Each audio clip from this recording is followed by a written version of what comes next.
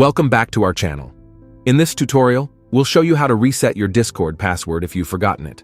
Follow these simple steps to regain access to your account. 1. Log out of Discord.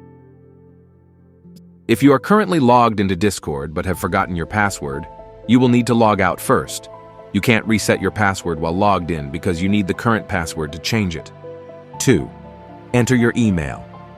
On the Discord login page, enter the email address associated with your Discord account.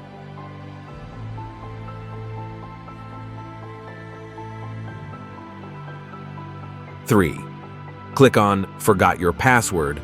Below the password field, click on the Forgot Your Password link. This will trigger Discord to send a password reset email to your registered email address. 4. Check your email.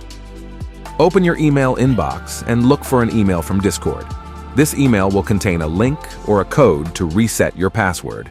If you don't see it, check your spam or junk folder. 5. Reset your password. Click the link in the email or enter the provided code on the Discord website. This will take you to a page where you can enter a new password. Choose a strong and secure password, then confirm it by entering it again. 6.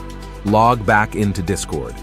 Use your new password to log back into your Discord account. That's it. You've successfully reset your Discord password.